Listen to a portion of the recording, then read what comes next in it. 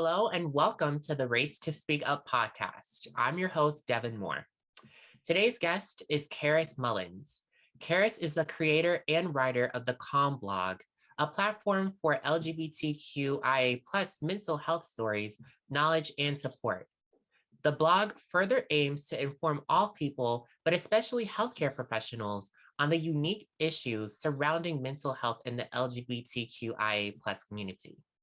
Carys is also the founder and CEO of Volunteer Humanity, a nonprofit operating student-focused volunteer programs in Florida. Welcome, Carys. How are you doing? Good. How are you doing, Devin? I'm doing well. Now, why don't you tell us about the C.A.L.M blog and why you started it? Yeah, so interestingly enough, I was doing an internship with a local nonprofit down here in Tampa.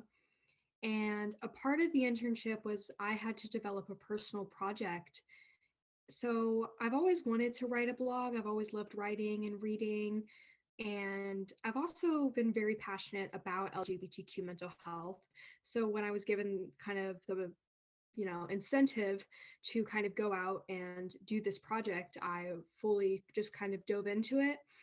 And it became this website, but more really a forum and a platform to discuss LGBTQ mental health and how it affects the community differently than it would affect cisgender or straight people.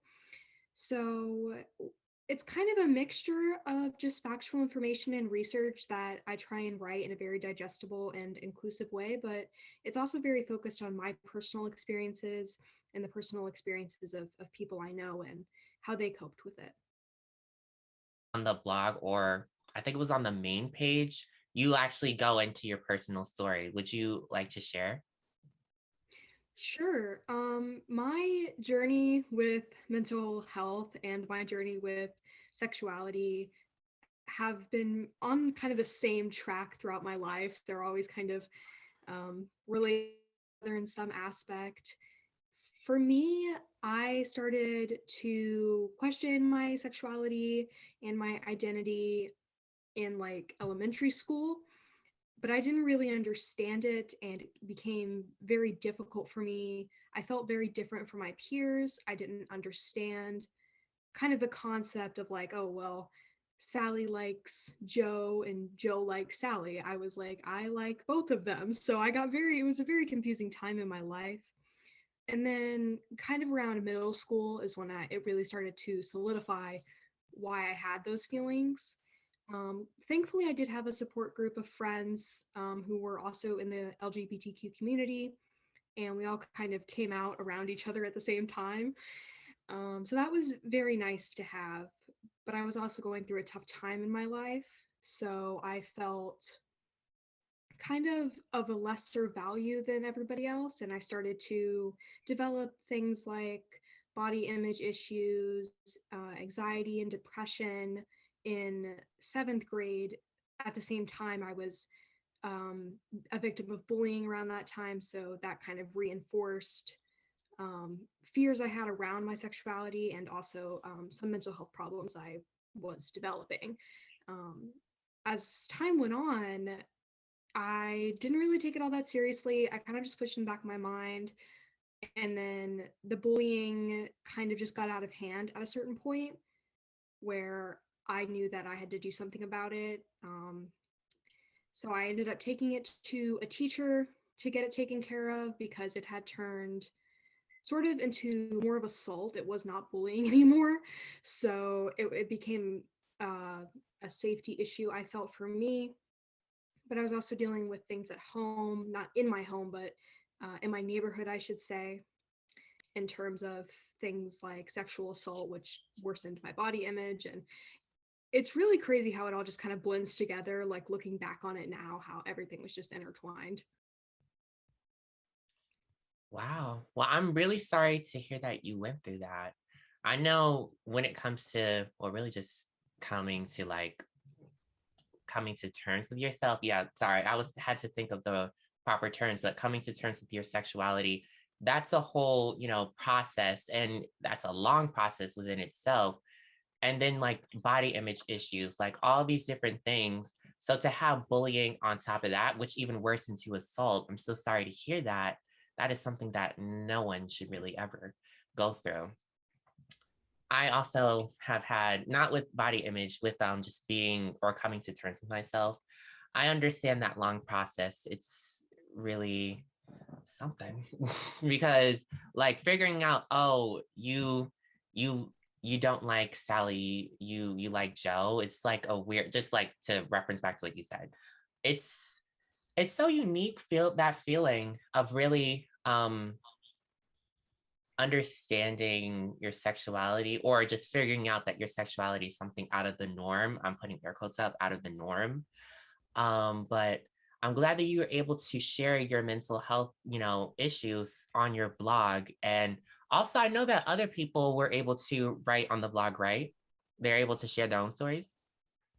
Yeah, so it's kind of forming into a forum where if someone has a story that they'd like to share about their journey with mental health and sexuality or gender, we have a forum on the website that hosts the blog that essentially is like if you have a story that you want to share, submit this form and you'll write it, and then we do all the editing and marketing for them so they can really just focus on being their original self. We also do insider stories, people in the field of mental health care. We have one up there right now that is about the more technical side of the healthcare system, specifically in prisons, and how prison mental health care affects LGBTQ inmates. So it's kind of a mixed pot. How'd you come up with the name of the blog, the com blog? So yeah, Emily had to take a step back from the blog after the internship because she's really focusing on her studies. She wants to become a Supreme Court judge. So she's really working hard at that. So really good for her. But we were sitting in a coffee shop trying to brainstorm the name. And we're both big fans of acronyms. So we kept kind of bouncing off of each other, and it was a really kind of fun experience. We came up with some really wacky names before we landed on this one.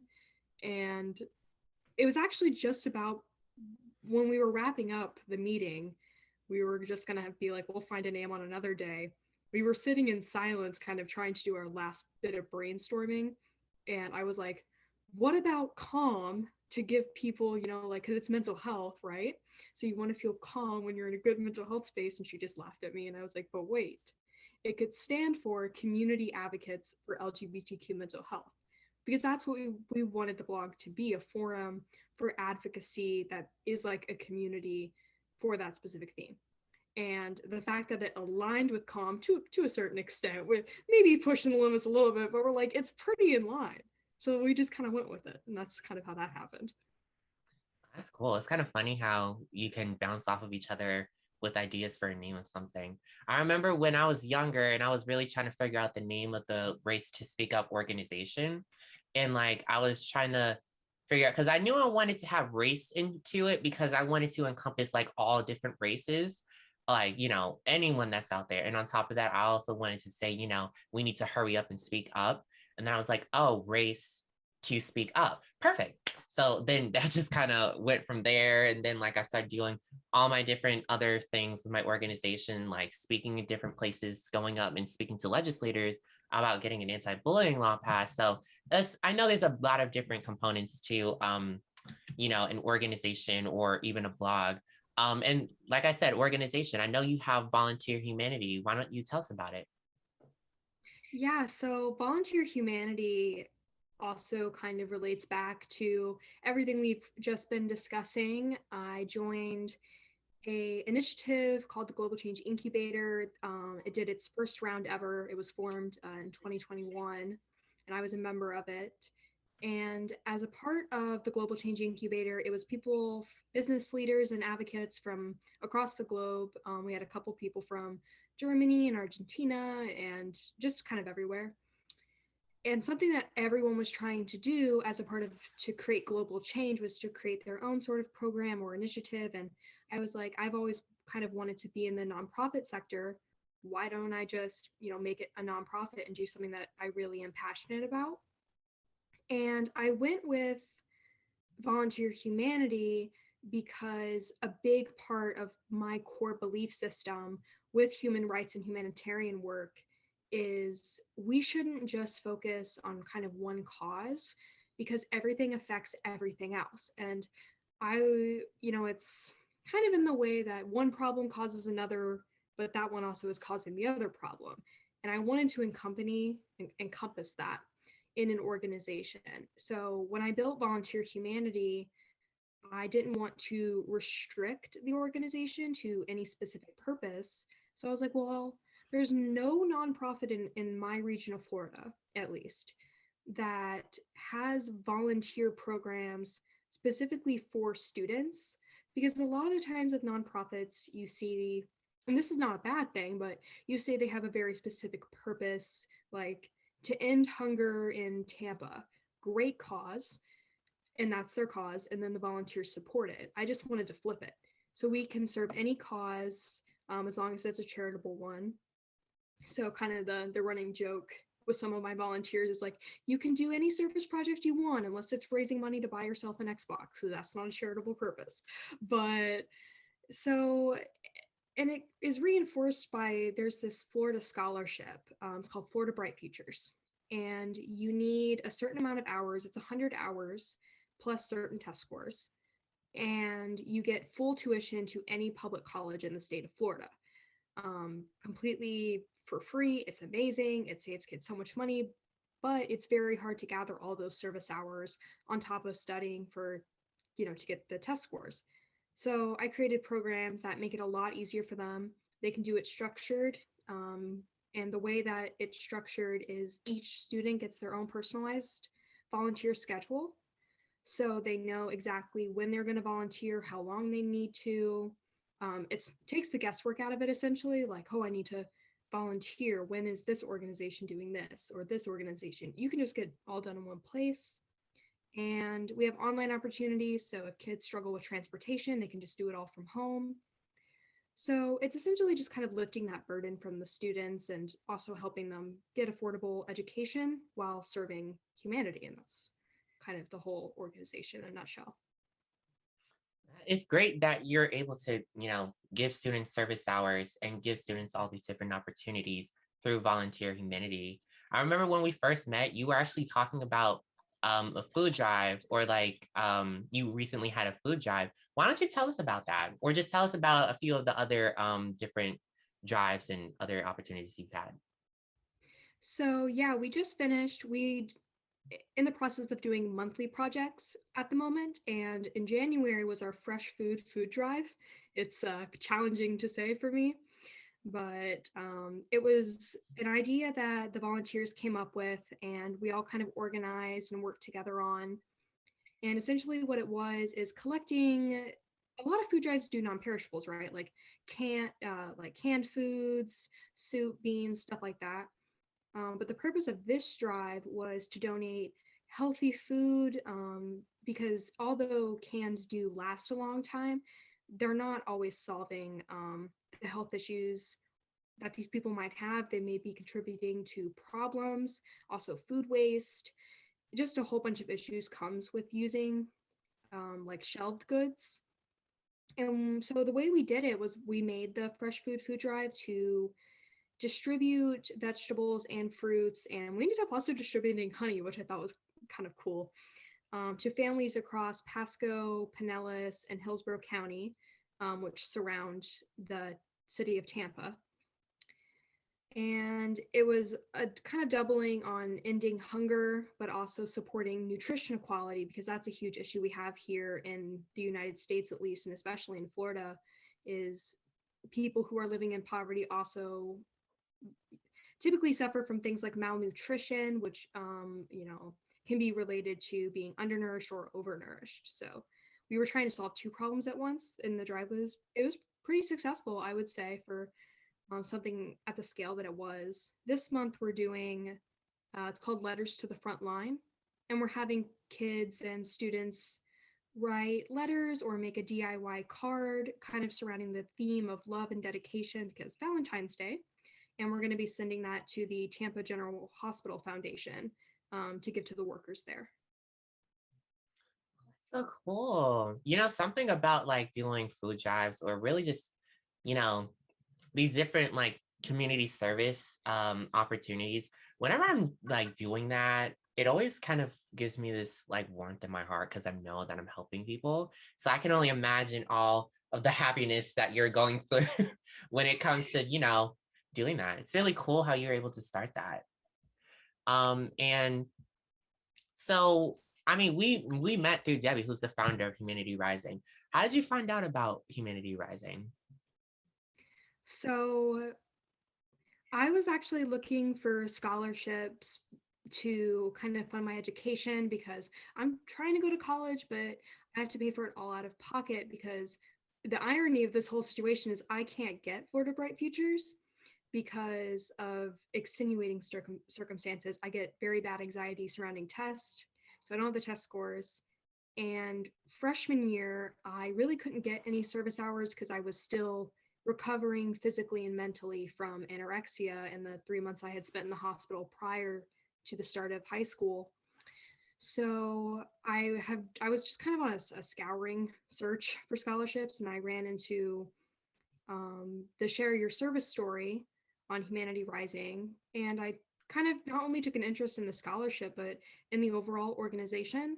So I looked into it, I submitted my service story, and I was shocked because it was a few days later that I got an email from Debbie saying that she read my story and wanted to talk to me. And I was like, what? And, it kind of just all went from there. We had a call, and then I was on a call with you, and here we are. Yeah, that was kind of the same thing with me. I applied for a scholarship and then it was Debbie who reached out to me. It was either Debbie or another one of the people with Community Rising. So really both of them. And they reached out and they were like, Devin, we got to have you on our team. It was so cool because then that was when I started, things started growing from there too. Like I started doing a bunch of different videos. I started leading all these different challenges and podcasts, like the Race to Speak Up podcast. And I have other things that I do too, as far as like webinars and moderating on other podcasts. So it was pretty cool. It's pretty cool how things grow from there. And so I know you brought up your anorexia. I kind of want to go back to that because I want to ask you, how did you find out about it and what's your journey been like with your anorexia? So as a kid, I would have never pegged myself, and it kind of shows that mental illness, especially something like an eating disorder, can happen to anybody. Because I never would have thought that I would have ended up in that situation. The interesting thing is it's hard to talk about this time in my life, not from an emotional standpoint. I've been to a lot of therapy, and I'm very good at articulating my experience now, and I've healed from it. But with anorexia, it is actually the deadliest mental illness um, out of all the mental illnesses. And that is because when you have depression, for example, it's very psychological um, in its symptomology. But with anorexia, it's also very physical. So the way I found out is it not through me.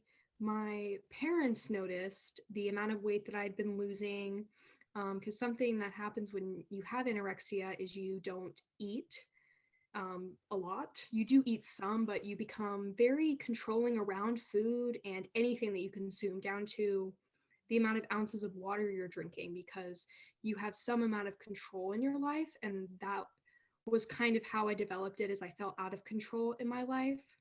And so I developed anorexia and I lost a lot of weight to a point where it became extremely unhealthy. So my parents noticed and got help for me, and I'm thankful for them every day, because in the state that I was in, I didn't see that I needed help. And that's a hallmark of having any eating disorder, is you don't think you need help. And that's where body dysmorphia comes into play. I couldn't see the amount of weight that I had lost. So even though I was extremely underweight, for anybody who knows about BMI, my BMI was 12, which, for example, the underweight is 18. So it was a very serious situation, and Oh, I didn't see it at all. I thought I looked like what I look like, 100 pounds more than I was at the time. So thankfully, my parents, they really care about me and they got me the help that I needed. But it was a very difficult time because I did not want help. I went into the hospital and I was like, y'all are tripping. Like, I'm not sick. I don't know what you're talking about. Um, but I'm really thankful for that I was able to get the help that I needed and realize that I have anorexia and deal with my problems. Because right before I went into the hospital, um, I was told that if I didn't go and seek treatment, like that my doctor like sat me down and he's like, you have two options. You can try and heal and get better and work through this and fight, or at the rate that your body is going, you will probably die in 6 weeks.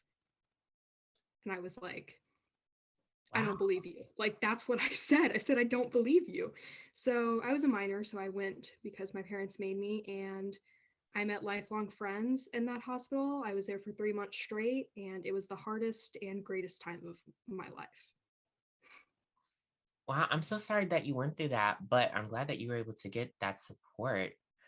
I know I, well, no, actually, I want to ask you, what advice would you give to someone who is going through anorexia and is going through eating disorders? I just I feel like I'm a very blunt person, and so my advice always sounds more like a lecture, so I'm going to word this carefully. And I guess what I would say is when you have an eating disorder, you think you're doing it because you have control.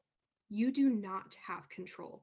Your eating disorder does. Your mental illness is distorting your view of yourself in the world, and you are worth more than it is telling you you are worth. You do not deserve to starve to death because if you don't, you'll lose control. You deserve help because you are a human being and all human beings deserve help. And you are sick enough. The fact that you're even questioning if you're sick enough to get help is a sign that you are sick. So get help, keep fighting because life is worth it. I promise you. Those are some very inspiring words, Karis. I know that when it comes to Humanity Rising, you're actually working to, why don't you tell the audience what you're working to do through Humanity Rising?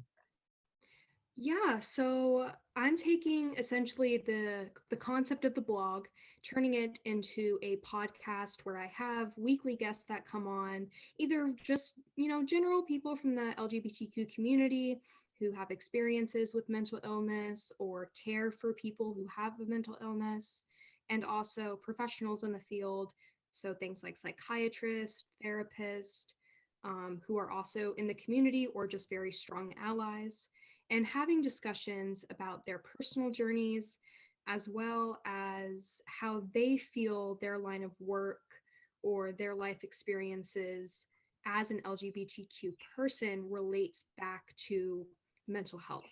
So, a good example would be I have one guest lined up for the future, and she lives in the Bronx, New York. She works in nonprofits as an artist with the Butterfly Project, and she's a very strong ally. And she's gone through a lot of difficult things in her life. We met through GCI, and she's going to be discussing the responsibility of being an ally to be an advocate for mental health for the LGBTQ community specifically. So not just what do doctors need to do, what does the community need to do, what do supporters need to do to make healthcare more inclusive for the community. It's so great that you're joining the Humanity or that you joined the Humanity Rising movement. Because I know with Humanity Rising, we have so many different causes, and it's just a great platform to really, really share what passion inspires you and like really make it your own. Like that's how I was able to make the Race to Speak Up podcast and all the other events that I'm a part of and host. Like you can make it. What's been the most rewarding part of your journey? I think, to be honest, the most rewarding part of my journey was going through, you know, Oh, it's a good question. It's also a hard question, but definitely the most rewarding thing was going through therapy and treatment because it was hard. I'm not going to lie, it was traumatizing. I also don't remember a lot from that time because I was emancipated to the point where months of my life are gone because I didn't have to store them as a memory biologically, so I don't remember certain parts of that time. um, but it was the most rewarding, and I lost so much, but I also gained so much. It gave me the strength to speak up for myself, value myself. I want to say love myself, but I'm still on that journey. I feel like we're always, every single day we wake up and we take that journey to self love and self acceptance. And um, knowing that it can be an everyday journey and it's not a fixed destination is something I gained through going through all that hard time in my life. So I would say that is just the most rewarding part. The worst part was the best because I gained the most from it. So, what are your hopes and dreams moving forward? I really want to make a change in the lives of LGBTQ people who struggle with mental illness, whether that be through just giving them a space to talk and share and be listened to and be heard. That would make my entire life, is to just even help one person be able to do that. And that's what I want to do for the rest of my life, is be in nonprofit and be in, the social cause aspect of the world and really continue to make a difference. The biggest gift in my life would be if not only just elevating voices and getting the word out and doing advocacy, but making a real change in the law and legislation itself, because a big part of the problem with inclusivity in mental health care is that there's not a structure for it. That's something the individual institution has to do. It's not something that is currently being enforced at all in any law in the United States. Even in like business, I actually was kind of floored when I heard this, but you see a lot when you're job searching. Like, we're an equal opportunity employer. We don't discriminate based on race or sex or gender. That law does not include discrimination based on LGBTQ, or sexuality. Which, it's kind of confusing because as Okay. an equal opportunity employer, you can say, well, I can't discriminate based on your sex or gender, but that retains or pertains to people's biological sex or gender. Mm, So if you're trans, there's not a lot of okay. protection for you. So definitely in the future, make some change around general legislation. Do you think that would be good? This is just a question from me. So, do you think that would be good to have more, individuals like this in office to really represent the community and bring forth a positive change?